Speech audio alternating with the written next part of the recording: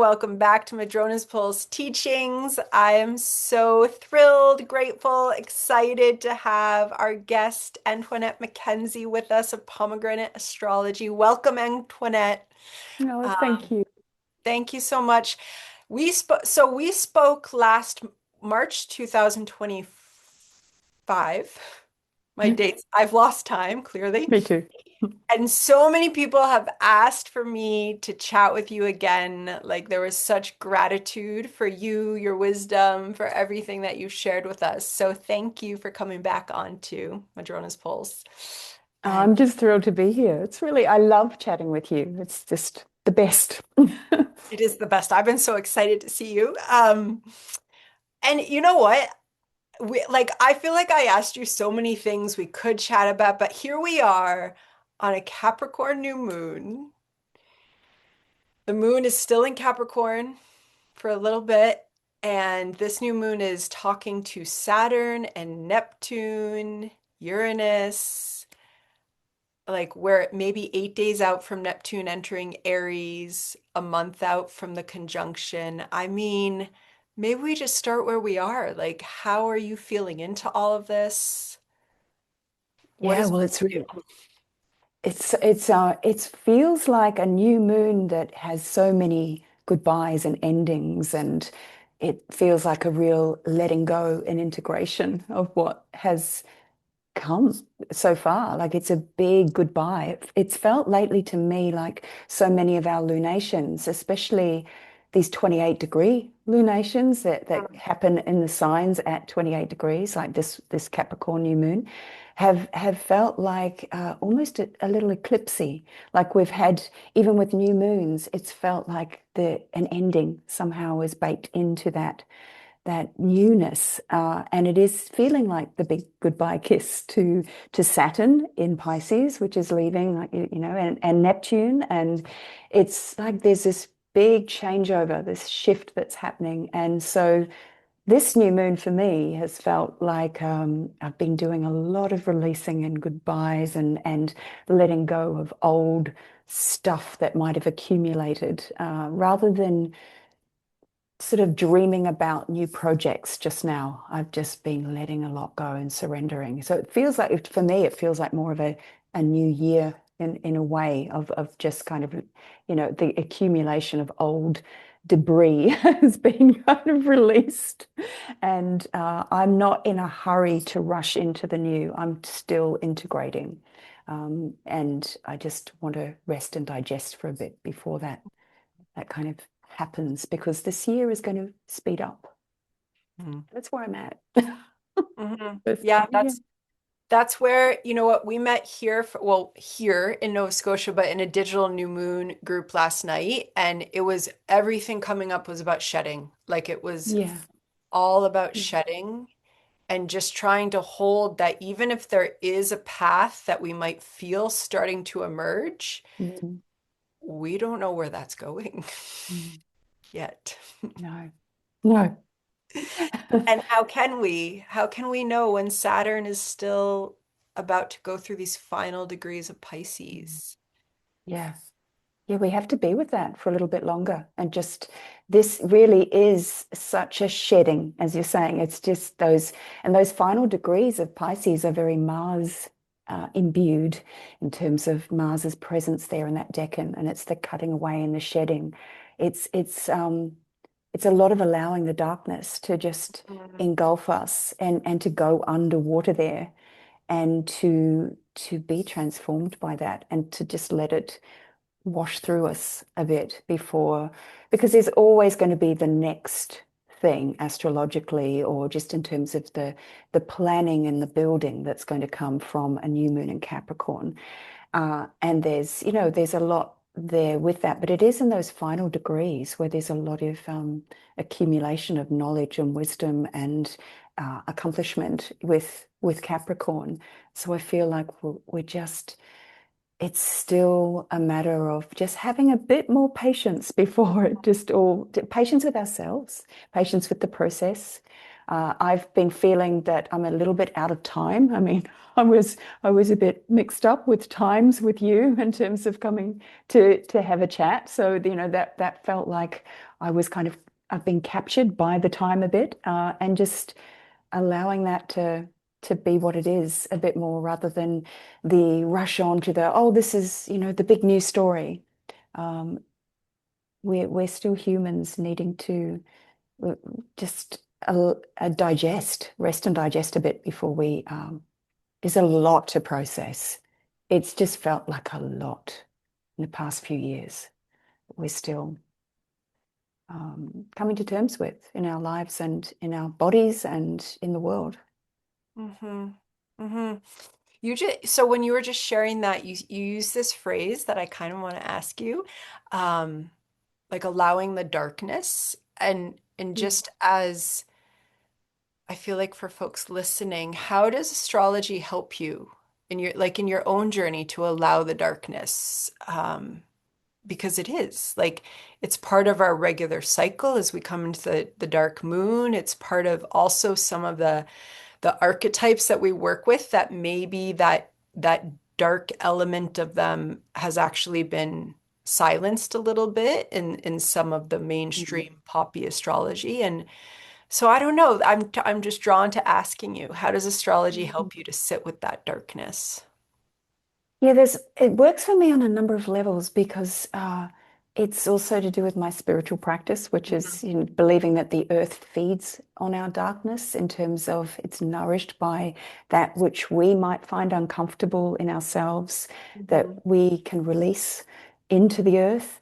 And so and also I'm a Saturn ruled person. Saturn is the darkest, of the visible seven planets. So it's like anyone who has this kind of Saturnian imprint, I suppose, it's or template, you learn quite early that the darkness is just a part of how the world functions. And it's not to be engulfed by that, but the darkness isn't ugly. It can be really rich and beautiful. It's the dark feminine as well. It's a receptivity and it's a release and a surrendering. So when I move into the astrology, my astrology practice, one of the reasons why I love the dignities in terms of what it's not a good or bad binary for me.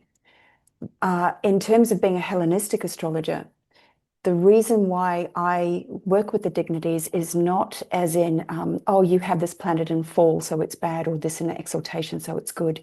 It's more like this is a way for me to understand my star family so that I can love them better. They tell me what they love and who they are by how they behave in different signs. It's like, how do I love you? And what is both the light and the darkness there that nourishes them and therefore nourishes me as them being part of my star family. And so that's that feeling of when I sit with the darkness, it's actually an incredible relief to allow these ebbs and flows when we're always reaching towards the light and the future and the linear and that sense of a lot of astrology and a lot of pop astrology is the continual reaching into the future. And forecasting is a hugely important part of being an astrologer. But there's also a lot of the bright, shiny clickbait that can really be very exhausting and quite anxiety making Mhm. if we're not sort of more aware of our own processes. We are ebb and flow, and we are darkness and light all in one. So that there's, for me, leaning into an astrology practice and leaning into the astrology of whatever the time is to allow both of those things, where there's the past washing through the future, and the present is a constant renewing and being and embodying, and it's abiding with all of the different elements and companioning them and midwifing them as they midwife us. So there's that sense of it's really allowing yourself the patience to sit with what is occurring and breathing into that. And being with that darkness is to me being with the earth itself, which to me is, part of my Saturnian practice, but it's also a Venusian practice. It's also all of the planets and how they work. They're all there with us, all within us, and as well as around us and above. So I mean, Mhm. it's kind of a sort of a sense that I get. It's more of an intuitive sense that moving through time and space where I feel like this is right now where all of the futures unfold right here. So yeah, I just see the planets and the astrology that we're in, that they're my family that surround me and allow me to unfold within a container that allows also for darkness, for those shadow parts of ourselves that we might not like, but that actually are very tender and beautiful in their own way. The earth doesn't reject them. The planets around us, the star archetypes, they don't reject those parts of ourselves. They're nourished by them. It's only us that impose a value judgment upon that. So that's kind of where I sit, I suppose.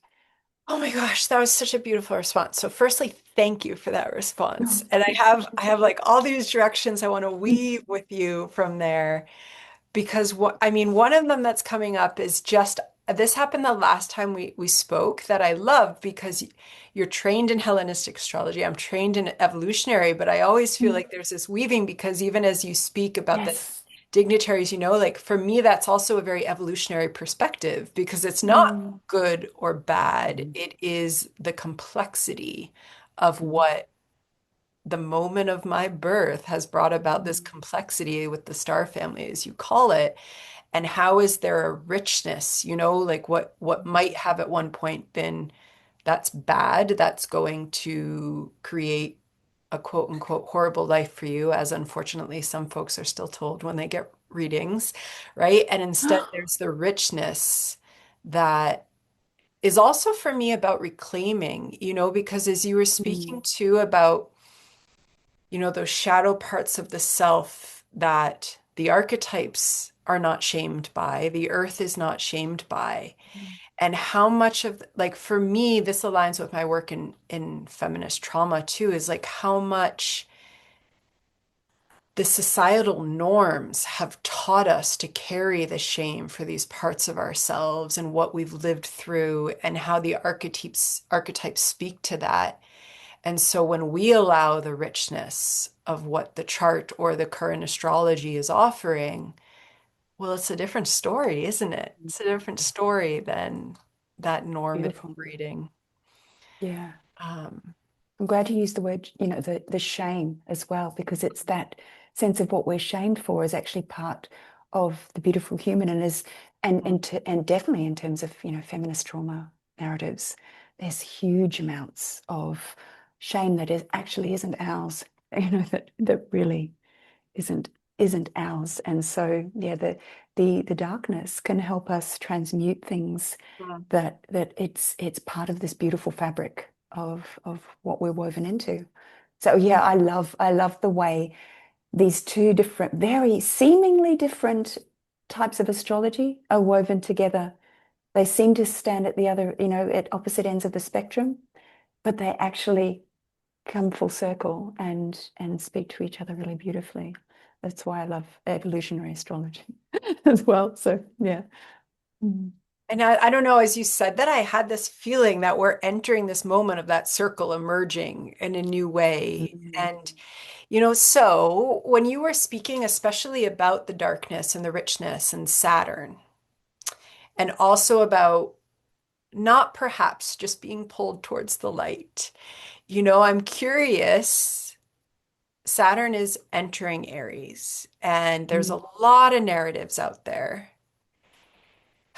I mean, on the one hand, yes, there is the speed up of air and fire energy, but there's a lot of narratives out there just about the newness and the newness. And on the one hand, yes, we're entering a new cycle, and this may be new realities for humans, but I'm also so drawn to the ancient wisdom of Saturn, that perhaps a new embodiment of that can come through in this fire moment. So I'm just curious how you feel into that or if that Mm. spurs anything with you.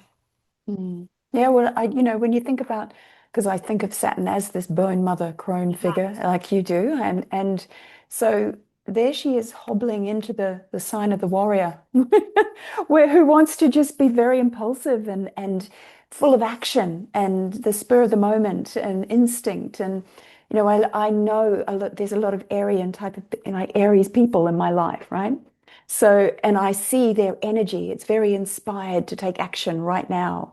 And so, there is going to be that push me, pull you with Hmm. Saturn saying, oh, cool your boots, young warrior. I need to just I need to just take my time here and think through. So, that kind of these two impulses pulling away and having from one another and having to somehow work out a compromise. But to me, that speaks to over time skillful means of right action, like really being able to cultivate also a confidence in the self because it's going to be self-doubting.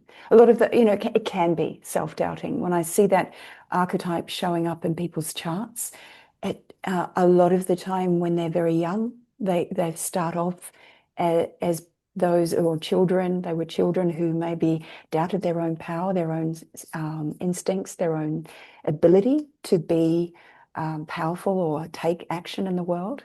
And over time, it's really interesting to see how they can become the masters of right action and judging and how to actually do the right thing at the right time for them as well as for the longer term. So, but it is a very kind of fiery beginning with a very cold, old, feminine bone mother archetype. And so how they're going to work together. And I feel like it's inseparable from Neptune Yep. as well. That how is Neptune going to behave there too with Saturn? It feels at first like we can't separate the two. And so it's at one moment, the great dream, and then the sort of the darkening of Saturn that says, oh no, that's not a sensible dream. We'd be sort of torn between this beautiful dreaming of a new world and this, oh no, we have to hold back or we have to resist this. Or so I feel like there's a lot of up and down with that, with those two working together. But there is a reimagining, and that, Saturn wants to reimagine something, a whole new world. It's Hmm. it's difficult to see how that's going to play out. But there are these big, big changes, and globally there are big changes with that, I feel. But in terms of um, our personal approaches are going to, we've just got these new challenges, these new ways of thinking about actually also what do I like? What do I want? Rather than being awash in a collective dreaming or a collective mesmerism that might be telling us what to think and what to believe and what to feel. I feel like that end of Pisces, we've really saturated in a very big collective mesmerism. So Aries feels like that. Saturn in Aries is Bone Mother's going to say, wake up, and stop telling yourself these little sweet delusions. These, we can deceive ourselves about what perhaps is ours and what perhaps belongs to someone else. What is yours to do, and what is. And in fact, I feel like that might be, as I'm sort of talking and feeling through that, that actually might be one of the primary core sort of messages coming from Saturn and Aries is what is mine to do, and with Neptune, what is mine to dream. What is a good dream? But yeah, that what is mine to do is that being responsible for the self in a Hmm. way that perhaps we have felt we've let go of a little bit with Saturn and Pisces telling us what we can and can't think or can and can't um, do for ourselves, what we don't take responsibility for, or maybe we've taken too much responsibility for the feelings of others rather than tending to our own flame and our own sense of what we need to create and construct in a very self-responsible way. It's Hmm. possibly one of the many permutations of it. I love it though, as you said that, as I heard you say Saturn saying, wake up, wake up. Mm, I felt it in the core. My body has chills all over it because that feels mm, so real to me, mm, and also wake up from the collective myths that aren't serving us, at least not now, at least not where we're heading. No. You know, as you were saying that too, I saw that the chart flash because I find it so interesting that for the exact conjunction of Neptune and Saturn, Sedna is in Gemini and is an exact by 1 minute sextile to them. Oh. And I just find that incredible.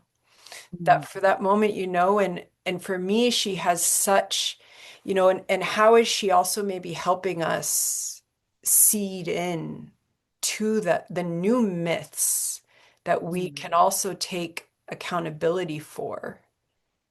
And there I come into our conversation before about throwing off the shame that has been put onto us because we don't fit into a normative fill in the blank and power structures and Mm. Mm. patriarchal renderings because Sedna didn't fit into that and she had That's a right. tragic outcome but became the Inuit goddess of the ocean as well, and it's this new wisdom coming through too that's also ancient. And but I think it's so important. Like, how do we need to take responsibility for that in our own Mm. micro level?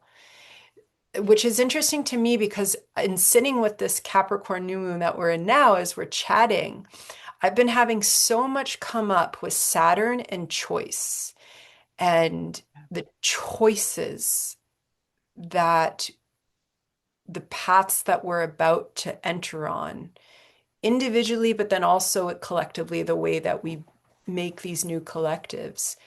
So much of it is about choice and what we're just not willing to ignore anymore. Uh, Mm. Yeah. I don't know. Yeah, There's so well, that much. feeling too, perhaps that we don't have much choice. I Yeah. feel like that's really also what has been washing us ashore with Mhm. this end of Pisces, is this feeling of helplessness at times, of powerlessness, of overwhelm and exhaustion, which is all of, where we're meant to be at the moment is just really there has been so much going on that has felt like it's outside of, and much of it is outside of our control. Yep. The illusion that we can control things in order to gain safety Yep. is an illusion. And it is partially, I feel, the bad news is that we are responsible for a lot of our own reality. The good news is that we're responsible for a lot of our reality, but we also can't control a lot of what's happening systemically and otherwise. Yet, I feel that by the time we're kind of washed over into the edges of this air, into Aries with this Saturnian wake up call, it's like, oh, I can take responsibility for this. Mhm. This is mine. How am I going to be accountable? How am I responsible?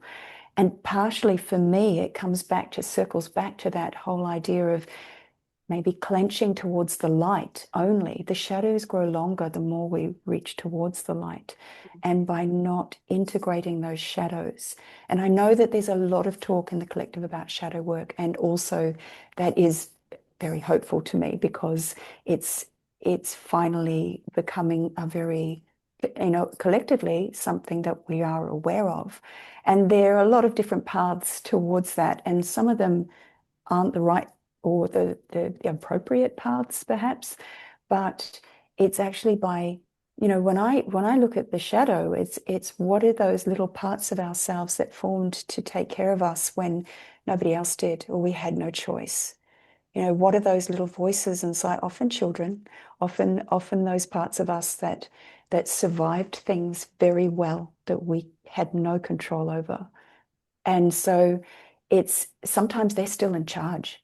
They're still running the show, aren't they? And so when we talk to them and befriend them and are kind to them and don't try to banish them, but to invite them towards it being involved in the processing of what we're doing now and choosing now, You know, that to me is also the accountability or the taking responsibility that isn't harsh or cruel to those parts, those darkness, those parts. It's actually feeding them in a way that gives them something beautiful to work with without shaming them or banishing them. And so this, to me, Saturn in Aries, you know, maybe one of the strategies we can approach it with is to, you know, in this place where the sun is exalted, where the brightness and the fire is so powerful. And Saturn comes along and, you know, with a big old stick, and she wants to halt and stop and hobble our actions. She can be saying, well, what is the shadow you're running from? You can't run from me. I'm here. I'm here to stay for a couple of years. And while you face some of these things and take responsibility for some of the things you can't face, you don't have to feel ashamed of these decisions or these actions that you may have taken in the past in order to survive. Now is the time to restructure and rebuild and take some action that can feel like it is having integrity and a sense of self-respect.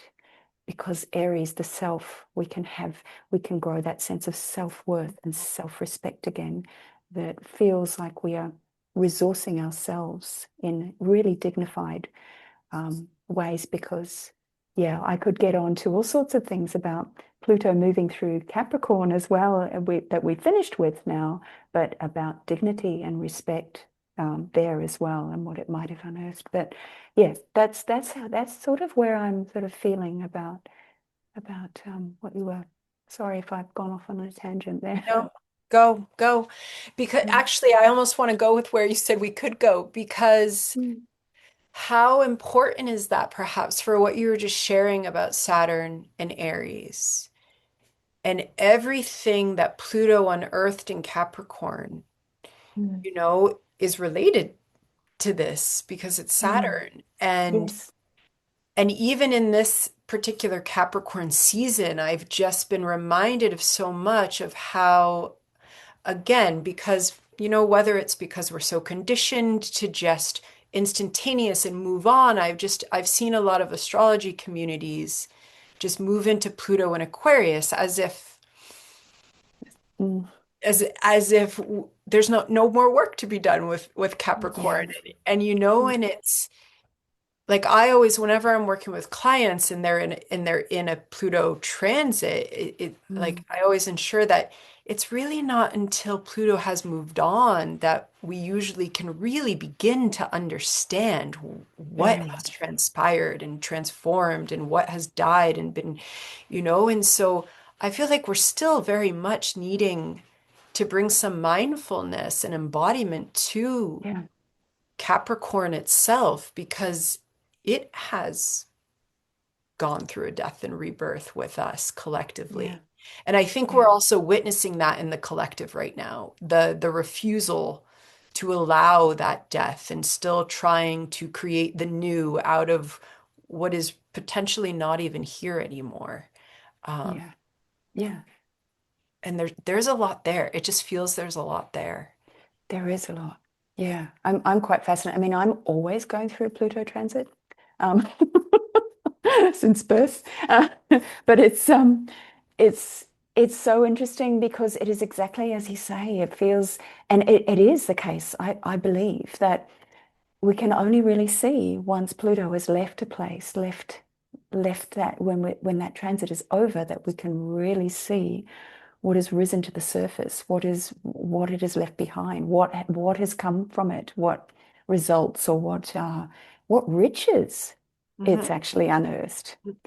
And you know, with Capricorn, to me, it comes back to the chthonic, which it's not. I mean, the chthonic is very much associated with Hades, Persephone, you know, those kinds of mythic um, overtones. But it's also just on a really pragmatic level. Comes from the ancient Greek word to do with just the earth. So if we're looking at Capricorn as and Saturn ruling Capricorn in that place as the deep feminine, chthonic, geological time. And the earth itself as well, the layers and layers of the earth. You know, what Pluto did there was, you know, there was a lot of plundering of the earth. We collectively became very aware of the mass extinctions that were happening, as well as the race to extract everything that you know, every form of wealth that is in the earth. But since it's left, you know, I mean, I've got such a deep love of Capricorn as a sign because, you know, I also love what has often been a bit spurned by the collective as well. So, you know, there's so much beauty there. And I actually became even more aware of some of the riches and archetypes just over this last Capricorn season, this that we're Mhm. just winding up any moment. Uh, and that is that, you know, you start to see in the collective things like art coming through that reflects some of the beauty that might be emerging from that place. And I don't know if you've seen the film Hamnet, but I haven't seen it yet. even if you haven't seen it, even if you just watch the trailer, it's very Mhm. interesting to me because as I was watching it and felt incredibly moved by it, it's not for the faint of heart. It's to do with grief and loss, which is very Saturnian.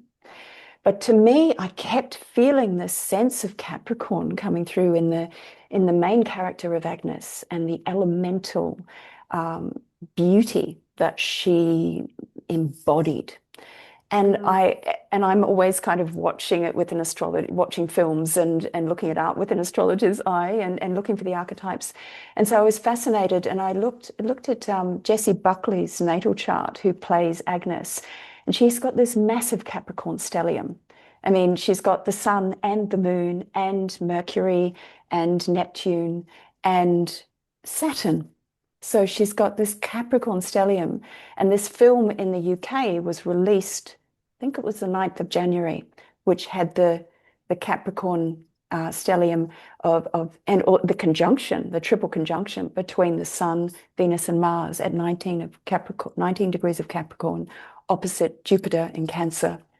This incredible story. But when I look at that character, and I know that this is kind of getting off track slightly, but I think it really does speak to the elemental richness and the beauty that that is embodied in Capricorn, this incredible chthonic power that was certainly expressed through this film that I don't believe would have been made or released with Pluto in Capricorn.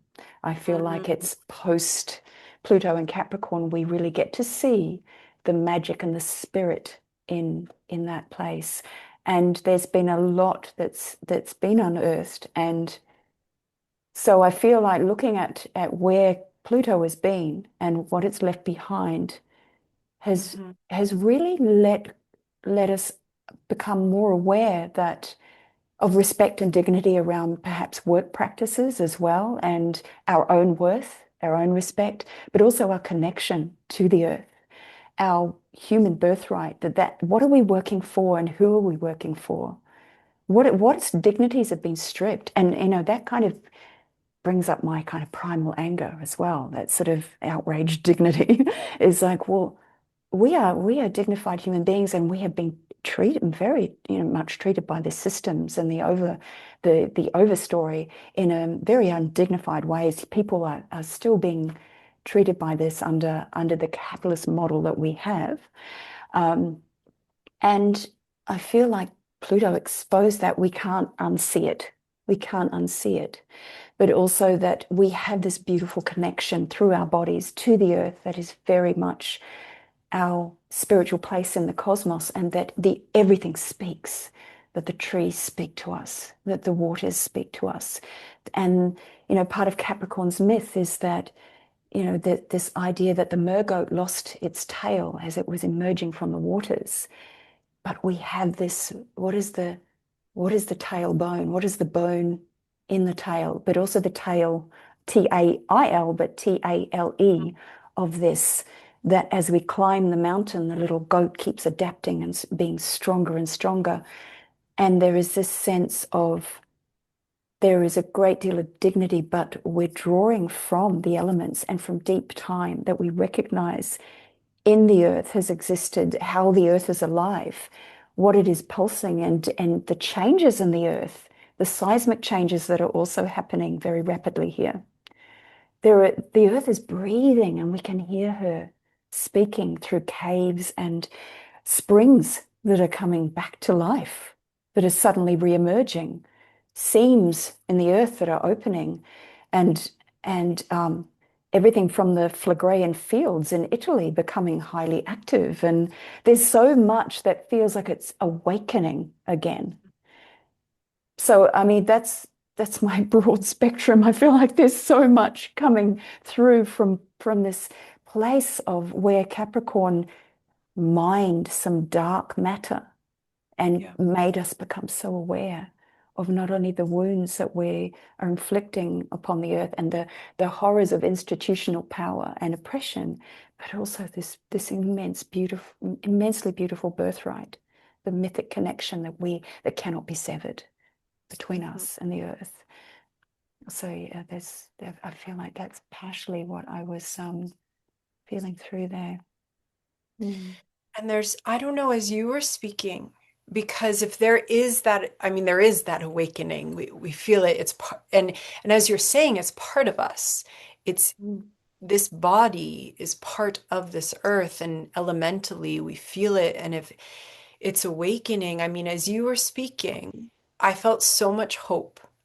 I felt so much hope for Mm. the future in this moment where I am journeying with a lot of grief, watching humans Mm. and as, but I think it's also important, as you were speaking a little while ago, we are in those final waves of Pisces right now with Saturn and Neptune. Like that is where we are in this moment, right? So that grief and those waves are here. But as we blend all of this and what Pluto has unearthed and that deep feminine of the earth awakening. And then as you were speaking and as that rage came up, right? Like right before you Mm. said that, I saw Saturn in Aries. Like I saw Saturn coming into Aries Yeah. and claiming. And I think that's part of the choice that it's claiming, okay, there's a new way that we're gonna do this, or there's a new way that I'm gonna do this. Mm. And if there's a lot of us doing this in a new way, that becomes a different reality, right? Yeah. Yeah. How, with that Neptune being a new dream as well, which Yes. brings me back into when you were speaking before about kind of the childhood wounds and pain and what if this Saturn is able to give that inner child the new dreams, Mm. the new dreams to work towards and with. Mm. And I mean, this is kind of going full circle now, but I know as I've been moving with this particular Capricorn new moon and this Capricorn season with the Venus and the Mars as well, these sheddings Mm. feel massively big to me. Like it Yeah. feels literally like the way of life for myself and my own journey, but then also when I kind of tune into what, like, it's over. This way of Yes. being is over. And with that, the stories and the wounds and the shame and we're passing through, I always call this kind of cosmic birth canal, that shift from Pisces into Aries. And it's like we're Mm. coming through that. It like Yeah. over these next few weeks, we're coming through Yes. it with Saturn Yeah. and Neptune. And birth is messy. It's going to be Yeah. messy, but Yeah. It's but interesting there's how Hecate has been part of that as well, part of the Mhm. midwifing this constantly, watching midwifing. Sorry, that's an aside. But yes, all of the grief, it that's also been it's because it's part of the process, the grieving and the sense of loss. I feel like Saturn in late Pisces, where in terms of the decans, that third decan of Pisces is ruled by Mars. And to me, this is the power of the keening, the keening Saturn, the the bone mother is keening and wailing and lamenting.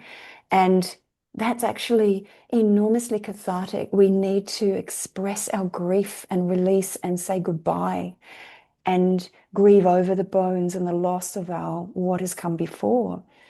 And what we have lost has been great. To acknowledge that Mm. rather than Yes. glitching into some desperate, always future driven, we're not allowing that. And that's partially why I feel we're in trouble, or we've been in trouble, is because it's this constant linear pushing into the future as though, I mean, we are infinite beings on one level, but it, it's just being able to yeah, integrate and to take into this next wave. We're still at that point of grieving and letting go for this rebirth.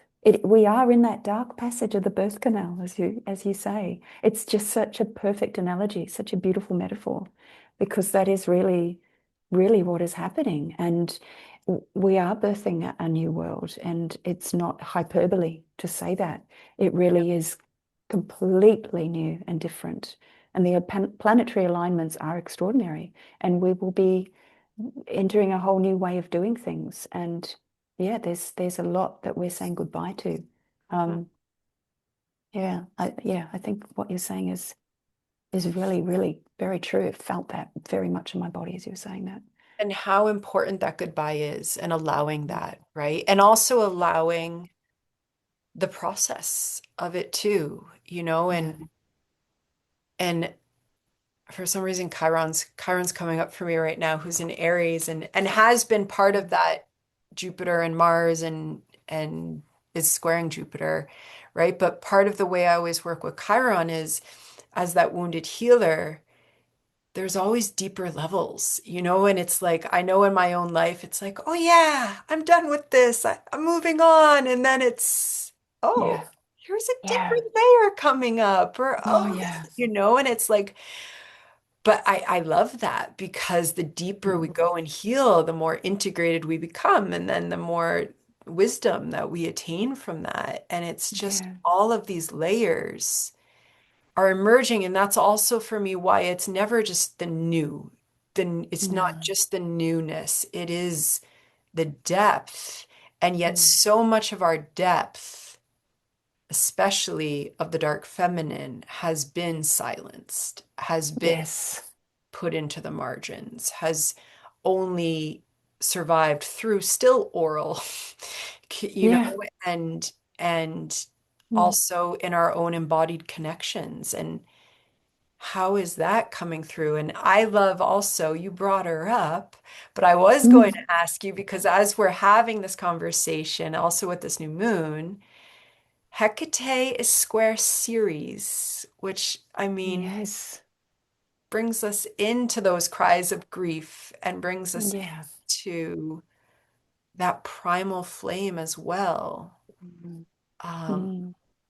and I don't know. I think maybe we let Hecate and Ceres kind of take us somewhere, maybe for wherever they Yeah. take us. They deserve a little space. Um, Yeah. Yeah. They are intimately connected, aren't they? mm, Hecate was the one who guided, well, Ceres Demeter to mhm, meet, that guided Persephone back to meet with her mother.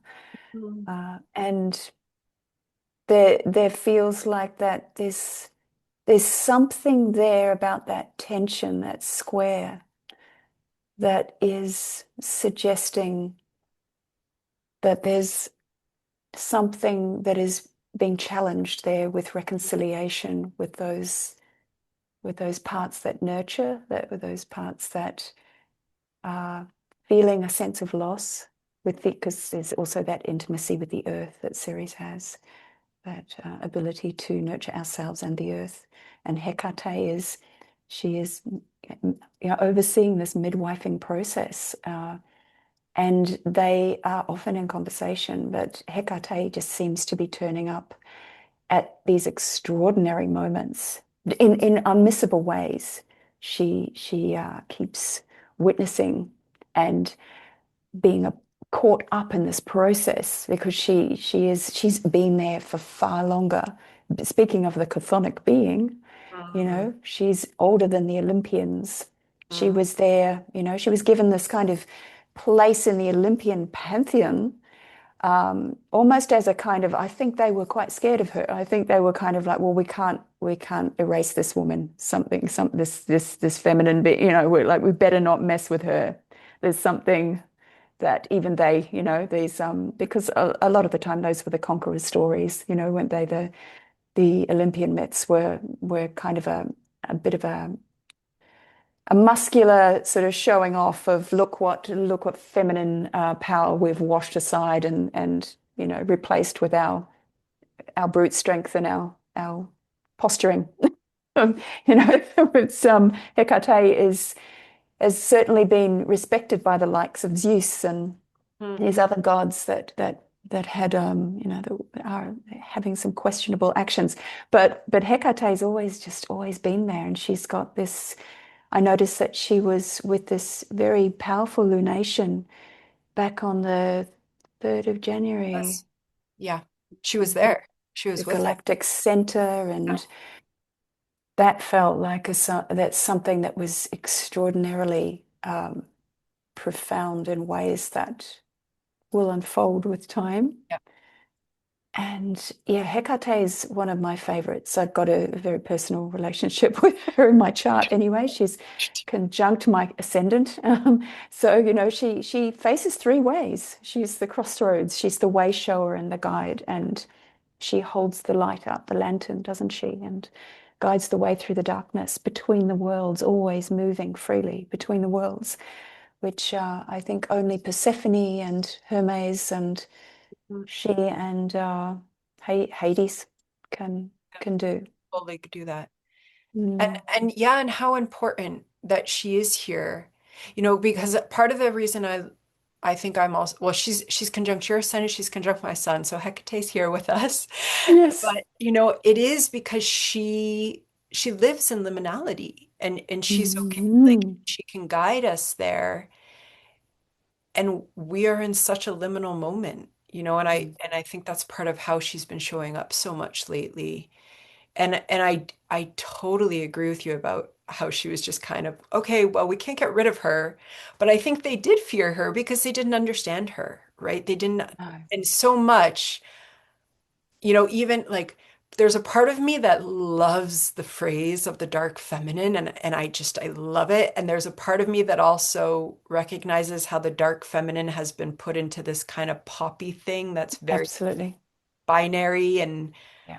I don't think is really the dark feminine, but Mm. when we're in it's the chthonic, when we're just in it Yeah. and Hecate takes us there. And it is poignant to me that she's square Ceres, that it is a square and Mm. that liminality and that grief and yet also there's something for us to maybe wake up to as well with the Ceres Yeah. and that primal fire of Aries.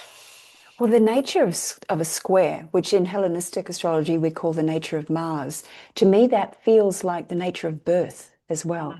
Mhm. That relationship between Hecate and Ceres is like this is the birth process. This is a laboring where there is a lot of push me pull you, but it's the creative tension. It's immensely creative. Yep. And this is how things happen. This is how things are birthed. They're not necessarily in a trine where it's already sort of happened and they're moving with one another very harmoniously and easily and smoothly. This feels like this is part of the birth process. So, what are these two archetypal feminine kind of impulses? And when we talk about the feminine, we're talking about something that isn't, an obvious gender. I think your audience understand that. But it feels like there's something really primal being birthed here, and it is considering the signs that they're in, and so yeah, it's in what degree? Where is 11. Hecate exactly? They're at 11. They're both at 11. Right. Yeah. Great. Yeah. So yeah, that says something very, yes, okay. That's quite a potent point as well, nearing Mm. the middle of their signs.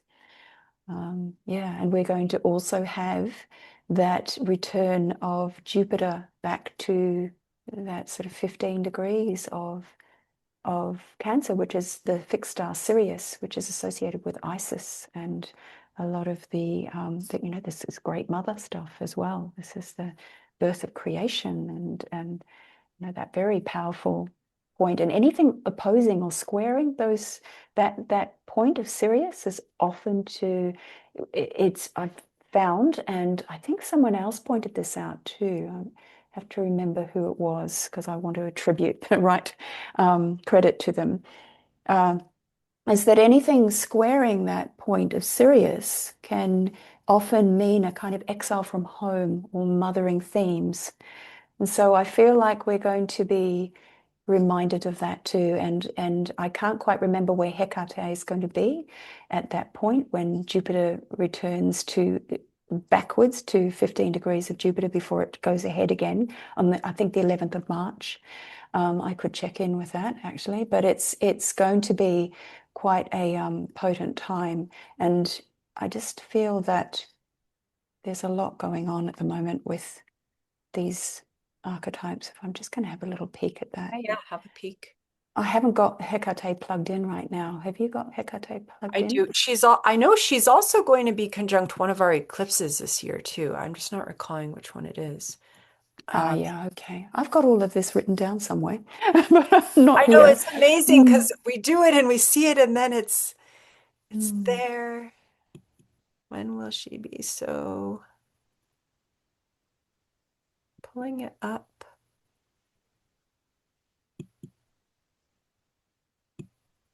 She'll be at 23 Capricorn when, nope, she will not be.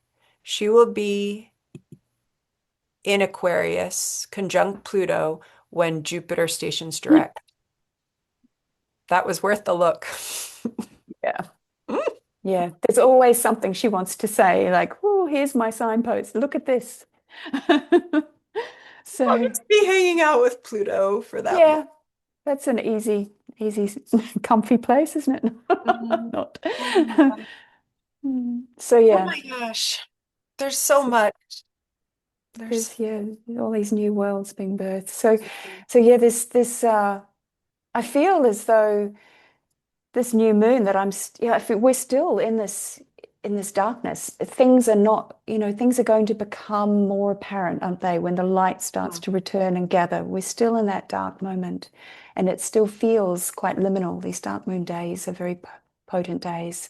Um, and especially if you were born around a dark moon, and as I was myself, so I feel this very viscerally a lot of the time. The dark moons are really potent, and that does. I'm still shedding. I'm still letting go, and I feel like that's actually where we're still at. And what is it that in terms of the sort of marriage, this great conjunction between Saturn and Neptune in Aries. What are you feeling is a part of the signature of that, or part of what we are being You called know what's into? interesting? Just feeling it now because as we're here talking about all the shedding going on right now, I Mm, do really feel because they've gotten so close, but they haven't had that exact conjunction yet, that's it. right? And Yeah. I do think it's significant because for me, there is, at the moment of birth, there's the final dissolution of Yes. of the structures that Yes. have been, in this case, controlling our sense of reality. You know, Mm, those ideologies that go into these structures that we live within, they're never a reality, but they can seem like they're our reality. And I just feel like as they come into that birthing, that's the moment of the total dissolution. mm, mm. You know, the structures that have been, but so personal. because Yeah. it's Aries. Yeah. So Yes. personal for each of us. And almost like there's permission to Mm. go take action with that bone mother. Let Yeah. her slow you down a little bit. Let her, I loved that line you said, cool your boots off. All of us remember Antoinette saying, cool your boots off when we feel like we have to figure it all out, you know? But, and, but also that we can make these choices and this wisdom. And for me, there's something about part of the reason I think I love working with Saturn as bone mother as well Mm. is because she knows grief. You know, I Yes. feel like so much of the more patriarchal interpretation of Saturn is actually trying to disown grief, is trying That's it. to just interrupt the prophecy and kill my children so that they can't, you know, and it's like rather than sitting with the Yeah. prophecy or sitting with the Very grief. much.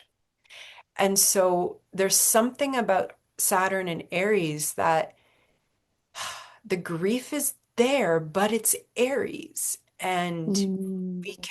we can build new life out of it, build new structures, Mm. and maybe give structure to the new dream that Yes. that we're really just, I mean, and we're both kind of death doula and midwife in this Yes. process as humans, those of us that are here right now.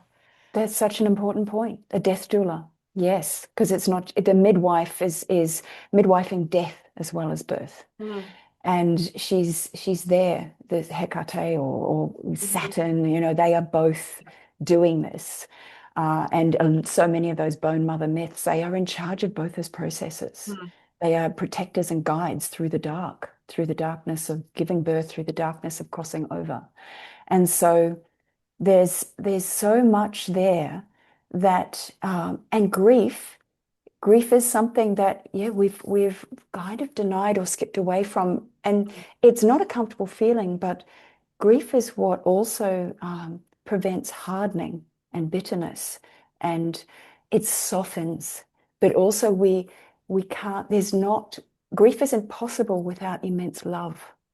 Love is at the core of grief, and so when we dance away from grief, we're denying the love that abides within us and the love for other beings, the earth. Sorry, I'm getting a little bit emotional here, oh, me but too. yeah, it's grief is such a an expression of love. Mm, So why would we deny that to ourselves and to others? It's such a profound part of being human here, and in a spirited in the spirit in the body, being able to do that. This is the process that is a gift, as uncomfortable as it is. It's also perhaps because our cultures don't hold, many of our cultures, some still do really well. If you've ever been to an Irish Catholic wake, you know an Irish wake, it's like wow. But um, yeah, in a lot of our cultures, we're not held to do that. It's kind of considered a bit, it's disapproved of, or that's like, oh, keep that to yourself, even, or it's only okay for a certain amount of time. Grieving is like, oh yes, that you should be over that by now, which is just completely wild.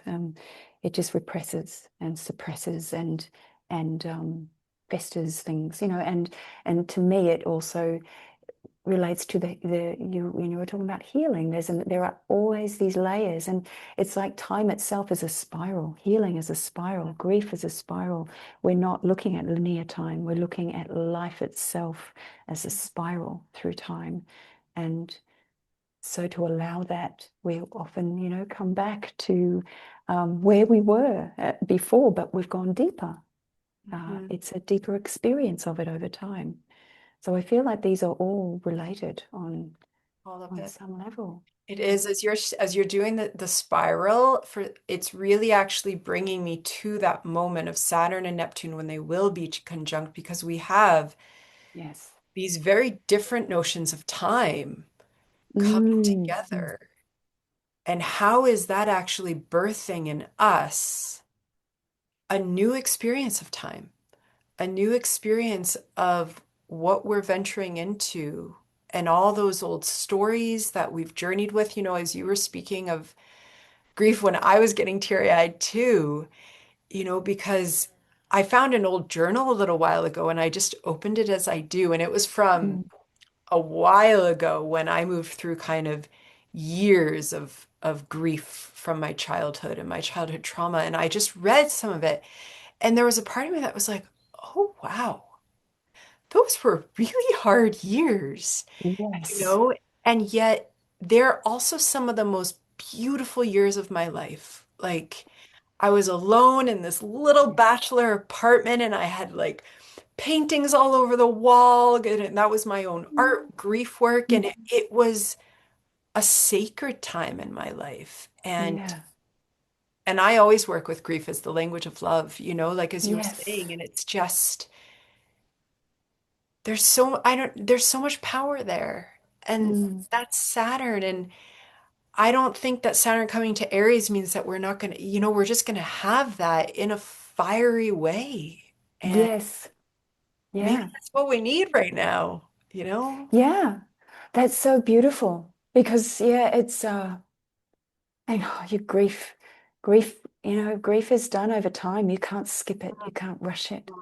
And yet, Saturn and Aries, to me, that also speaks of fire ceremonies and burning away, not Yeah. in an impatient kind of like The skipping over the ceremony. grief, but Yeah. burning through it's like a searing grief and a rage as well that can burn through so much detritus and BS and lies. There's like a real integrity and an honesty and a reclaiming of something that was these birthrights that we've been lied to about. We've been straight out lied to. And it's just not these are our truths. They Yep. belong to us. And I feel that we are going to be, and I see some of the, things that are happening around the world, the immense courage. Mhm. Some of I'm not going to speak geopolitically, in any detail here because this is something that we can come back to with ourselves. But when we, knowing some of the birth charts of some of these places in the world and seeing the immense courage and some of these, the even just the music when you see some of these very courageous souls singing these songs of grief and power and beauty when their lives are in danger doing that by they're taking immense risks. But there's this irrepressible truth and reclaiming of what is a birthright. And I feel like that is part of that Saturn and Aries. It's rumbling through. And that one colors the other. We are having Saturn in a Mars ruled part of Pisces, and we're going to have Saturn in a Mars ruled sign and a Mars decan of Aries. And so there's a washing through, like wine through water, or Yeah. so yes. Yes. And also maybe like one last layer there, and how wonderful that before, like we just had Mars conjunct Venus conjunct Hecate. Mm. Also Juno was there, like there's been this recast in Capricorn, like this recasting of how is this potentially a new birth of what masculine energy even means, Yes, yes, which yes. goddess we can use. Yeah, Like, absolutely. Because yeah, there's a hunger for that. It feels like there's a grieving for that, a separation that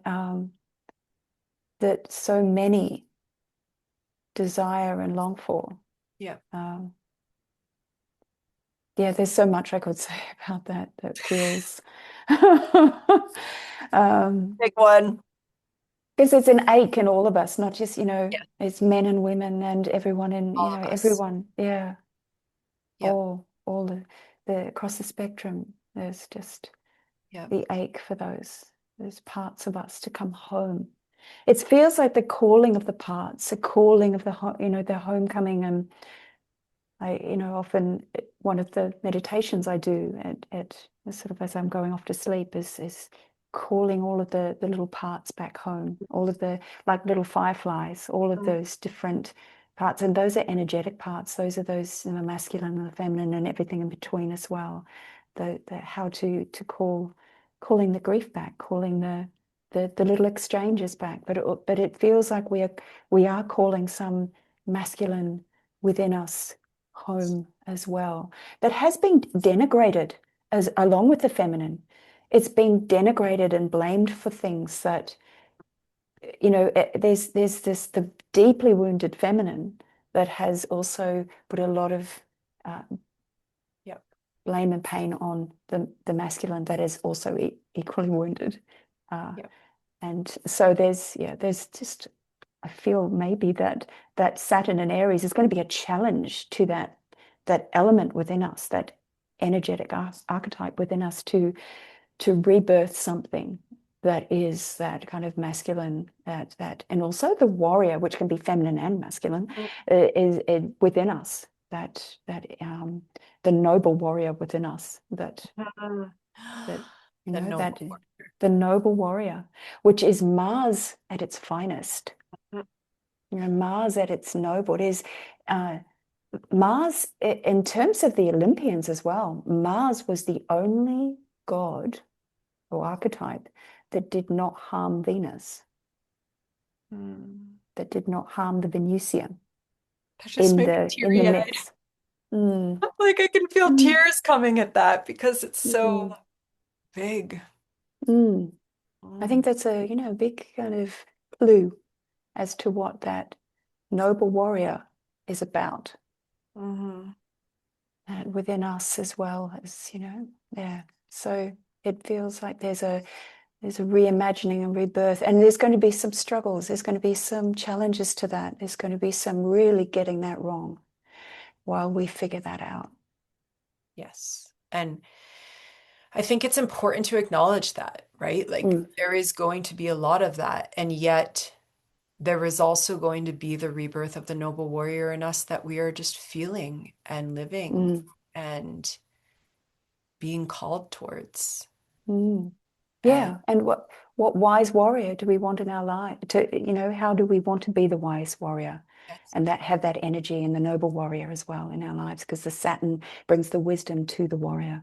It feels like we can Um, yeah, and a lot of inspiration and creativity. Like it's Hmm. not the same as Saturn and Pisces, which can make this extraordinary, beautiful art over time, but it's something different. It's something very inspired that we can harness and try. How do we sustain our energy? How do we sustain inspiration, even when it's being challenged, you know, by limits or by chaos or by, you know, there's something that we can take responsibility for in ourselves and create anew. And And also share. I mean, that's lovely too, because then that Saturn brings the social aspect too, how we can have like our own flames of creativity can inspire others and that can help sustain and pass the torch, yes, and yes, it's not all on us. It is the social no, aspect, but the energy is yeah, there to support that birthing. I mean, it's a birthing. It is a birthing that mm, we're coming into. mm, absolutely. And you know, the fact that it will be making these sextiles with Pluto, the collective, yeah, this is speaking to that collective energy as well, and that we're all Mhm. in this. And it's not leaving people behind, is it? It's not leaving others behind or having, you know, checking the hubris within ourselves as well, Yep, that, you that know, as well. yeah, that we are more evolved than others. I mean, that's actually something that kind of bugs me a lot, is that, you know, maybe it's my Saturn rule kind of, it's like, well, you know, we're not more in the light than others. We're not more, you know, we actually are all beings together and we're all sacred beings. We're not more evolved from one another. I just feel that's really just Yeah. like we are not more valuable than all of the beings on earth that are other than human. Yeah, Yep. it's the Yep. No, same.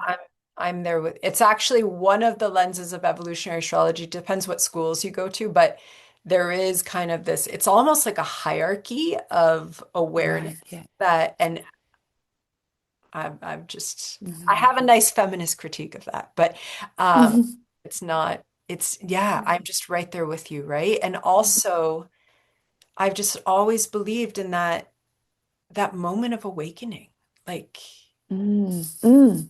and remembering and Remembering. yeah, remember, you know, even more than awakening, that remembering that is just here. And oh, do I look forward to the like the more collective remembering. That's it. That's where I get all the goosebumps as you're speaking, because it feels like that is as we sort of feel like we're kind of awash in the oceans of forgetfulness at the moment, but we are waking up at the same time. We can see it. There's so much where people are awake, they're waking up, but remembering something very human. That's what I'm seeing also in the art. And that's Mm, why, when we're talking about Pluto through Capricorn, I feel like since Pluto left, we're remembering what yes. Capricorn is about too, what the Earth is really sharing with us, what her secrets are, what this deep geological time is showing us and awakening us to all of the deepest secrets that are being shown to us, whether that be in some of the archaeology around the world that's really being quite remarkable. And I feel like there's going to be even some more secrets shown to us. Yep. And that is part of our remembering our inheritance and waking up to that and what we're truly capable of and what we really have within us and within all of us to that we have this immense capacity and this immense power, Mhm. and that the earth is not all is not lost at all. She Gaia has she's awake and she's remembering and she's helping us remember. And I actually have, when I say I have hope, it's something that is to do with just the practice of being with the earth every day, and maybe it's also having an ancestral practice, but it's also that feeling of every day we acknowledge the beauty of the earth, every day acknowledging that and appreciating her gifts. That is a resource of hope. That is a great wellspring, that along with the grief that we honor her with, we, the cosmos is always changing and growing, and there's no purity of the past where this was the ideal earth that we hold in a museum. She's still working herself out everywhere in this beautifully enriched, fertile cosmos that we don't know where this is going. No, we don't And know. we're always creating, and the earth is always creating. And I always feel like we need to give the earth more credit for knowing where she wants to go, and that there's actually more greening of the earth than we're being told. There's huge, vast amounts of natural greening that's actually happening in response to what's being depleted. So the earth is always rebalancing and working things and growing and expanding, and the cosmos is too. So I just feel that there's a lot that we're not being told, that we can, yeah, and a lot of misinformation too about, especially in certain forms of big social media, that Mhm. the certain universe verse that it calls itself, that I'm seeing as just chaos and not really telling us anything, but just a slosh pit. What it is. Mm. Oh my goodness. Thank you, Antoinette. Thank you, Iris. Oh It's my always gosh. such a beautiful conversation with you. I really I just looked appreciate at it. the time and I was like, oh, I think we've been talking for over an hour now. Oh my goodness, we have two. Oh, Is there anything before we close? Is there anything that's just left with you that you're just mm. wanting to name or anything? Well, I think not really, but I know now that the moon is meeting with Venus, Hmm. and that just feels like a moment in time that, this she's Venus is with Pluto, and the Mm, moon is tipping over from Capricorn. If it's not there now, it's certainly, let's see. let's Yeah, check. the moon is in Aquarius, and she's just meeting with Venus, and I feel like this is such a beautiful moment that is ruled by Saturn, the end of Pisces. So as we move into the future, we've been chatting about the past and to not forget to allow ourselves to just be washed with the tide over that. It's not the new is coming. It's here now, Yep. but we don't have to rush into it. We just let this be where it's at and wherever people are at with what they're feeling, if you're feeling anxious, if you're feeling like it's too much, then maybe, check in with those longer form narratives that you can curl up with and remember. The stories, create a cozy spot with a pile of books and ignore, the short form doom scroll because that can really spike all of that and just curl up with be Yeah. defiant about your time and your focus. Allow yourself that. So important though, as you say that, it's such an important self-care though, because now the media person in me is coming out, but Mm. because that short form shifts how we interpret everything. It shifts how we respond. It shifts how we understand our own body, right? And so carving out time for the long form, for the narrative is really important. Mm. It's also an act of reclaiming our own mind-body connection and how we understand and interpret because Yes. it, the short form media makes us think something is real and that's it, but it's not. Yeah. And it creates more polarization Yep. as well, doesn't it, within us? Right. So, yes, long form stories are nourishing. They So connect us to our humanness. they really do. They Mm. really do. Oh my gosh. Okay, to be continued. We have lots more. So the next time that we chat, Saturn will be in Aries, Neptune will be in Aries, and we will see what we're weaving then. Yes, weaving is just a beautiful word for this. Yes. And Thank you thank for you so weaving with much. me, Antoinette. Thank you, Iris. It's been lovely. Okay, I'm gonna stop recording and thank you, Antoinette.